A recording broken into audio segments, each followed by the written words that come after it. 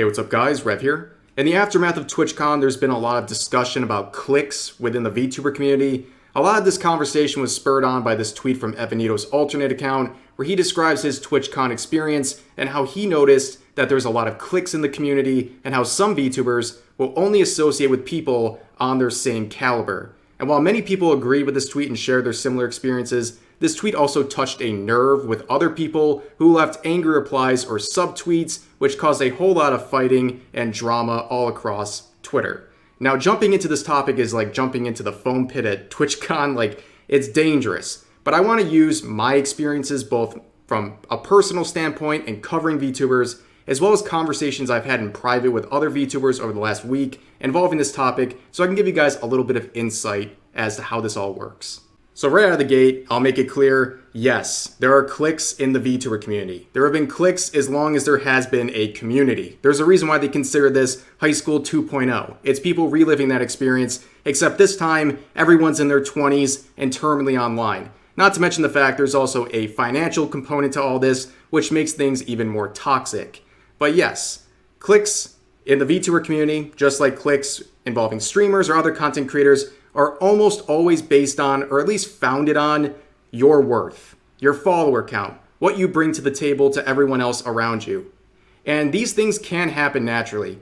People who are in the same position in their career, whether it's their following count or their success, are just going to gravitate towards one another. That does happen naturally, but you'd be kidding yourself if you acted like those sorts of things weren't important decisions as to who's going to associate with who and who's not going to associate with people.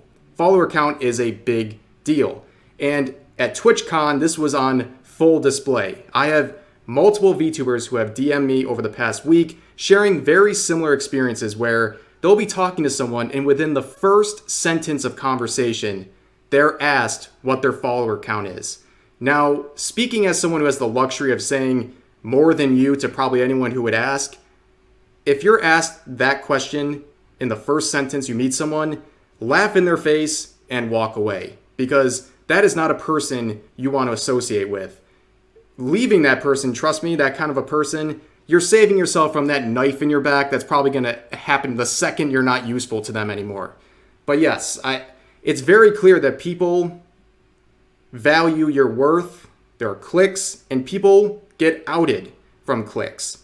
It's very obvious that this happens. And with TwitchCon, you have an experience where it's in person. It is a lot harder to ignore these sorts of cliques and boundaries people set up when it's physically in your face. And that's why I think people really noticed it with TwitchCon. Now, Evanito's tweet got a lot of support, but it also hit a nerve with a lot of people who made similar comments and subtweets like, cliques didn't ruin your life. It's because you have no friends, because nobody likes you, which sounds like something a person in a clique would say, but they're not entirely wrong. Like, there's a reason why some people don't fit into certain cliques or communities. It's because they're bad people. And I am biting my tongue very hard here to not name drop anyone, but seeing someone I've covered on this channel, someone who has a well-documented history of publicly and privately bullying people and harassing people, seeing them use this whole clique conversation as a way to say, see, this is why I have a hard time making friends. It's like, no, you have a hard time making friends because you're a terrible person. Like, these things are not related. But on that same type of discussion, I don't want to shame people who are shy or socially awkward or having a hard time fitting in with cliques, friend groups, or whatever. Like, they're the ones who suffer the most from these things because they're afraid to speak up for themselves, and they don't know how, in some cases, to stand up for themselves or notice that they're just being walled off by people.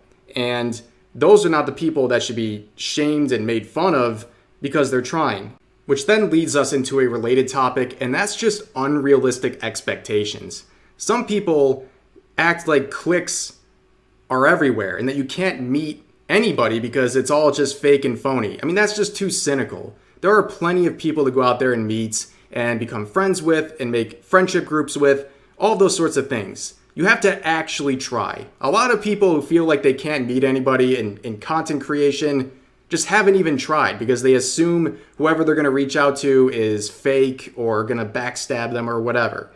But also, when we're talking about unrealistic expectations, cliques aren't dominating the community when you have like a new VTuber with a month of experience having a hard time making friends with Iron Mouse. Like, that's not a sign of cliques dominating the atmosphere, okay? The best thing you can do if you're trying to reach out and find people is find people who share common interests with you.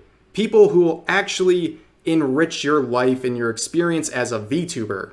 Not just because you want to be a part of a clique or a group. Because trust me when I say, from my own experience, from observing a lot of different VTubers, you don't need anyone. You can do this whole thing alone. There are plenty of VTubers who have their content and their community on an island. They're just by themselves. They don't associate with anyone else. They just stick to their content and their own community, and that's it. And they succeed. So friendships and groups you want to be a part of, they should enrich your experience. They should be people that are good for you, not just to have them for the sake of having them, right? So I'm going to conclude this with some final thoughts. It's hard to not be number obsessed if you're a VTuber or content creator. It's a reality. And you shouldn't let that make you lose sight to what's important. Having fun, having a good time doing this, because fitting in with a clique that is going to make you miserable, or you're going to be around just bad people in general, it's not going to be worth the extra exposure. And the reality is, the best use of your time is finding people who are just going to like you for you, whether you have 500 followers or 100,000. Trust me, those kind of relationships are way, way more valuable than some phony clique you're trying to basically beg to get into. If you find people who are follower obsessed and they don't want to talk to you because of your content, your follower size, anything like that, if they're going to oust you like that, it's almost like good riddance.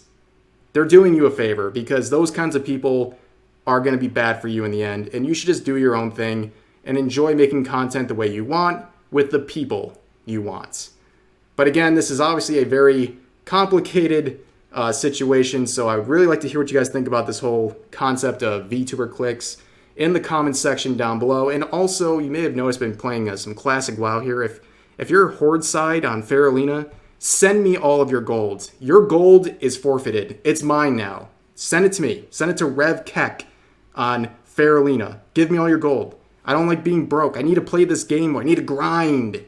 But anyways, thanks for sitting here and powering through this with me. Hope I had some good insights to share. And yeah, hope you enjoyed. See you guys next time.